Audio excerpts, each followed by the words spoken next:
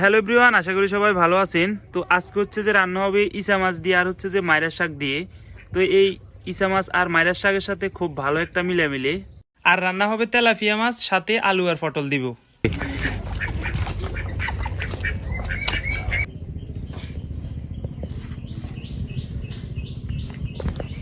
তো এগুলো হচ্ছে টেম্বাইছে, এই যে দেখেন একটা দুইটা আছে বড় বড় লইলেইছে, আর বাকি সবগুলো হচ্ছে যে টেম্বাইছে। তো এই টেম্বাইসাগুলো খেতে আরেক স্বাদ, আবার লইলেইছে খাইতে কিন্তু আরেক স্বাদ। তো দুইটা কিন্তু আলাদা প্রজাতি, ঠিক আছে, কিন্তু কিসা মাছ নামে কিন্তু কিসা মাছ, কিন্তু প্রজাতি আলাদা।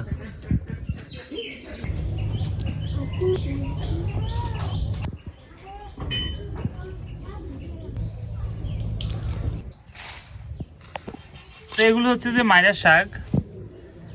তো দেখেন এখনো ডেগা, ঠিক আছে। মাইরার শাক কিন্তু অনেক মোটা হয়, আপনারা অনেকেই দেখছেন মাইরার শাক অনেক মোটা।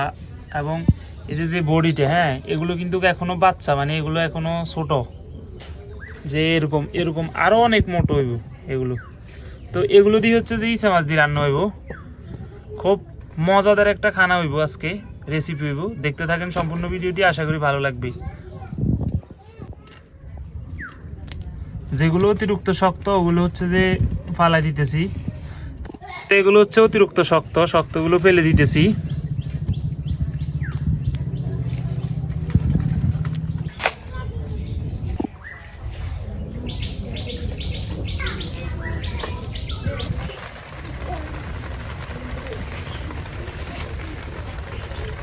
শাকগুলো খুব সুন্দরভাবে কুটে নিতে হবে, কুচি কুচি করি, যাতে শক্ত না থাকে, যাতে খুব সহজেই সিদ্ধ হয়ে যায়।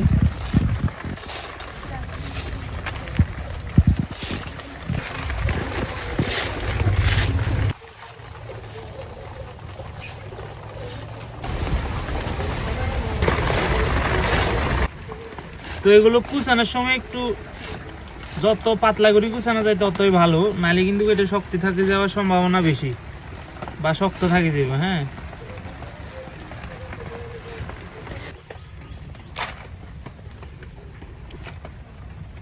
তো এই যে দেখেন সিসিন্দা, তো সিসিন্দা দিয়ে হচ্ছে যে তেলাপিয়া মাছ দিয়ে রান্না হইব।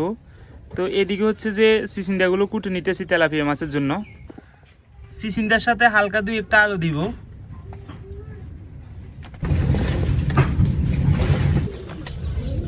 তো এই যে দেখেন সিসিন্দাটা কুটে নিতেছি।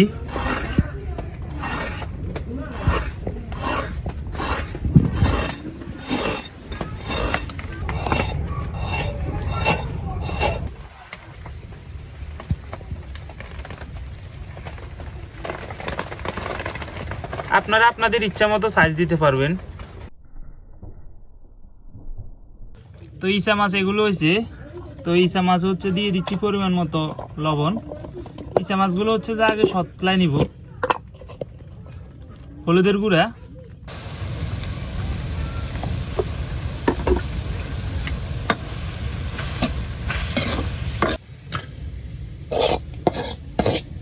ইসা মাছগুলো সতালে নিছি।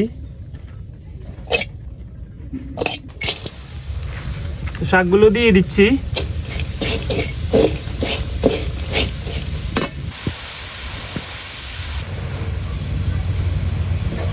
শাকগুলো যাতে কমে যায় এজন্য ঢাকনা দিয়ে ঢেকে দিতেছি।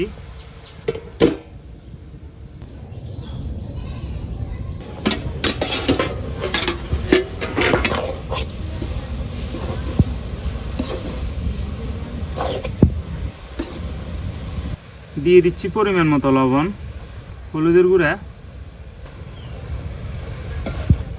তো এই যে দেখেন ঢাকনাটা উঠানোর পর কতটুকু হয়েছে, শাক প্রায় সিদ্ধ হয়ে আসছে, আর কিছুক্ষণ একটু ফুল সিদ্ধ হয়ে যাবে। দিয়ে দিচ্ছি ইসা মাছ পরিমাণ মতো।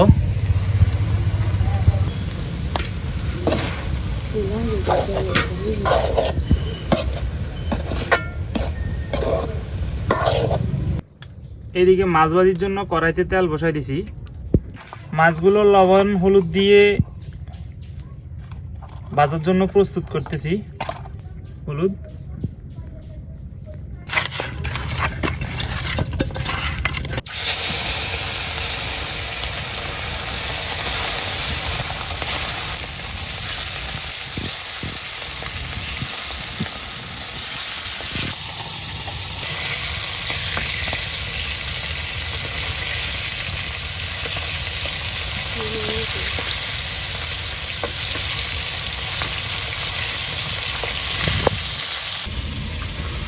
মাছগুলো ভাজা হয়ে গেছে, এখন নামিয়ে নিব।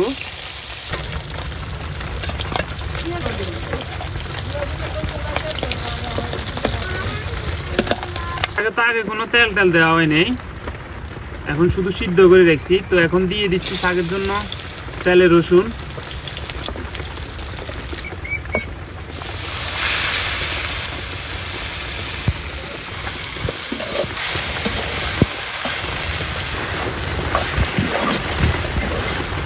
দেখেন শাকগুলো হয়ে গেছে। তো এখন নামাই নিব। তেলাপিয়া মাছের জন্য দিয়ে দিচ্ছি চিচিঙ্গা, আলু কুটে রাখা যেগুলো,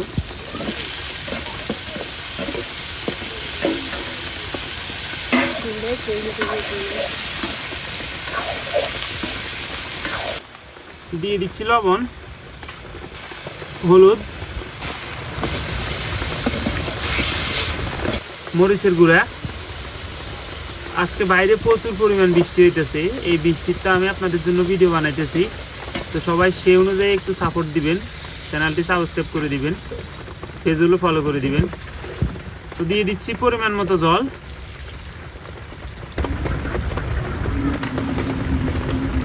আলুগুলো দেখতেছি সিদ্ধ হয়েছে কিনা, যদি সিদ্ধ হয়ে যায় তাহলে মাছগুলো দিয়ে দিব।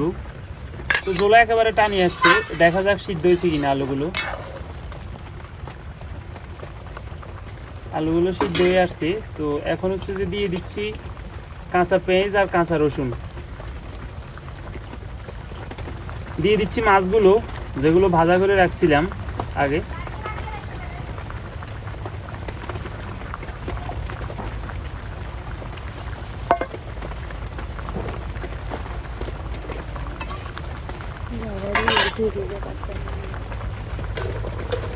আলুগুলো এখনো ভালোভাবে সিদ্ধ হয় নাই, এজন্য হচ্ছে যে আবার ঢাকনা দিয়ে ঢেকে দিছি।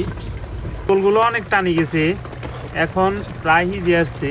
এই যে আলুগুলো খুব সুন্দরভাবে সিদ্ধ এখনো হয় নাই ক্লিয়ার, হালকা হালকা শক্ত রয়ে গেছে এখন একটা দিকে। তার কিছুক্ষণের ভিতরে নামাই নিব। তো দেখেন তরকারিগুলো হয়ে গেছে পাতলা ঝোল। তো আর কিছুক্ষণের ভিতরে নামাই নিব। তো তরকারিগুলো হয়ে গেছে, পাতলা ঝোল রাখছি, আর মাছগুলো খুব স্পষ্টভাবে দেখা যাইতেছে। আশা করি খুব স্বাদ লাগবে খাইতে, দেখা যাক। তো খাইতে বসলাম। এদিকে হচ্ছে যে শাক ভাজি আর ইচা মাছ, আর এদিকে হচ্ছে যে তেলাপিয়া মাছ, সাথে আলু, তারপরে চিচিঙ্গা।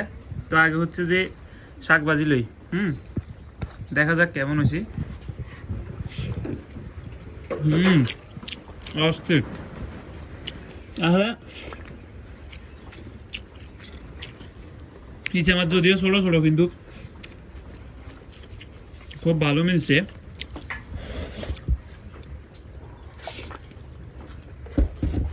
শাক আর ইচা মাছ, এটার কোনো তুলনা নেই। তো শাক কুটার সাথে আর ইচা মাছের সাথে ফুল মিলছে। ইচা মাছ যেমন ছোট ছোট, তেমনই শাকও কুচে কুচে কুটছে।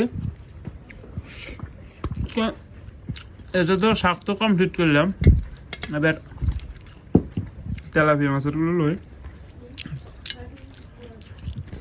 এই যে তেলাপিয়া মাছ কেমন হয়েছে দেখা যাক।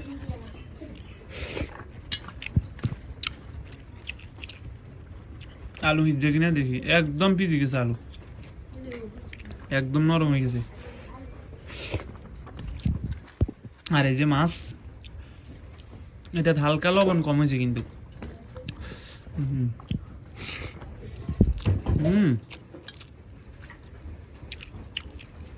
তেলাপিয়া মাছ একদম হালকা হালকা ভাজা হয়েছে, এজন্য ভালো লাগতেছে।